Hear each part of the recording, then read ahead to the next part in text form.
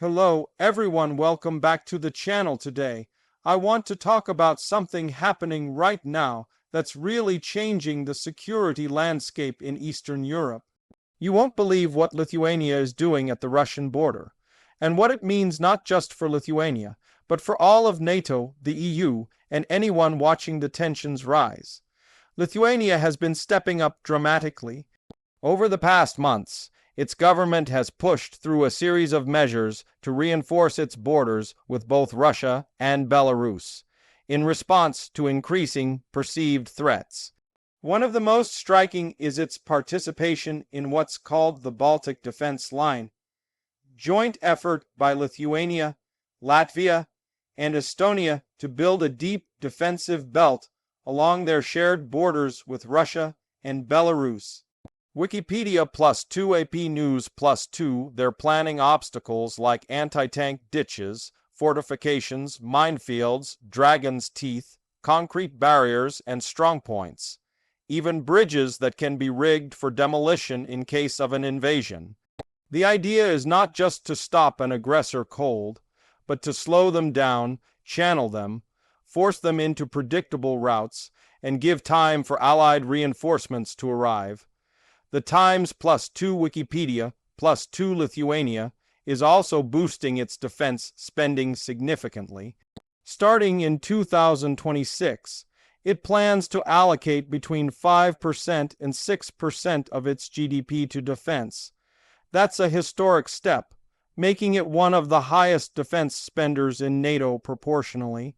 AP News on top of that, there's the construction of a permanent German brigade base in Rudninkai, set to host up to 4,000 German troops by end of 2027. This base will include major infrastructure, storage for tanks, equipment maintenance, training facilities. It's probably one of the biggest military construction projects Lithuania has ever seen. Reuters, there are also efforts to increase readiness through civilian involvement and asymmetric capabilities.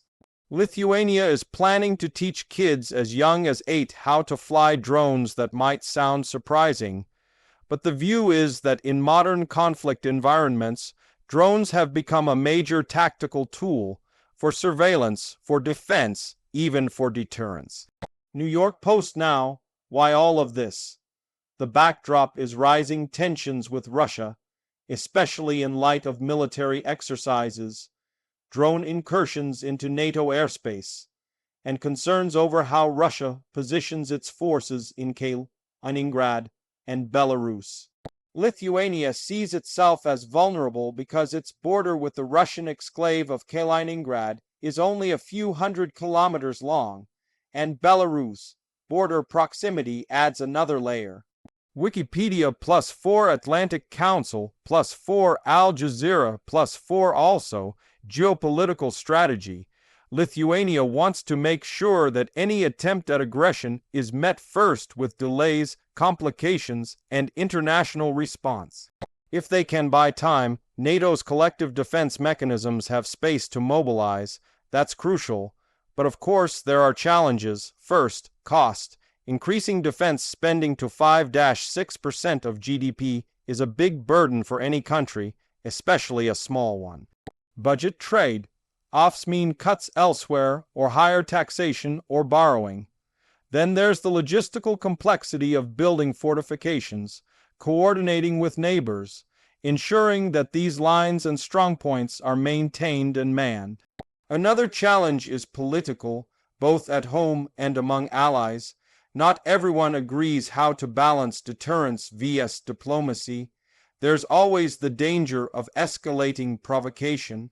If Lithuania ramps up too aggressively, Russia could respond. Military exercises, border incidents, hybrid warfare like disinformation, cyber, surveillance. Also, the terrain matters. These fortifications and defenses work differently depending on geography, natural obstacles, local support. Defensive belts can be bypassed, neutralized, or undermined if not properly constructed and defended. It also raises moral and strategic questions. How far do you prepare for worst case scenarios without creating fear or militarizing every aspect of society? How do you balance security with openness, cross-border trade, human rights, civil liberties? Despite these challenges, the strategic logic is strong. Lithuania is among the first NATO countries to publicly commit to such a deep defense posture. It sets a model for others in the Baltics and eastern flank states, and it sends a signal: Lithuania is not waiting passively, it's acting. Looking ahead, some things to watch for: how fast the Baltic Defence Line gets built and equipped, how much international, especially NATO, support Lithuania secures troops, funding, technology, how Russia reacts, whether with rhetoric, with military posturing, or with hybrid measures. Also, how this affects local populations. Border regions may see increased military presence, restrictions, perhaps infrastructure builds, which have local costs.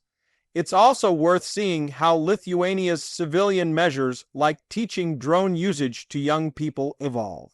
That kind of resilience building is unusual, but may become more common if states believe conflict is not just military, but technological, informational, unmanned. In conclusion, Lithuania is doing something extraordinary, something bold and perhaps unsettling to some, but in many ways necessary, building deep, layered defenses, investing heavily in deterrence, integrating civilian readiness, cooperating with allies, embracing both conventional and more modern, asymmetric forms of defense. Whether this works to prevent conflict, or at least to delay, complicate, and deter, remains to be seen, but it is certain that it changes the game in that region. Thanks for watching. If you liked this analysis, let me know in the comments what you think Lithuania should do next, or whether you believe this kind of defensive buildup is the right path or it risks escalation. See you in the next video.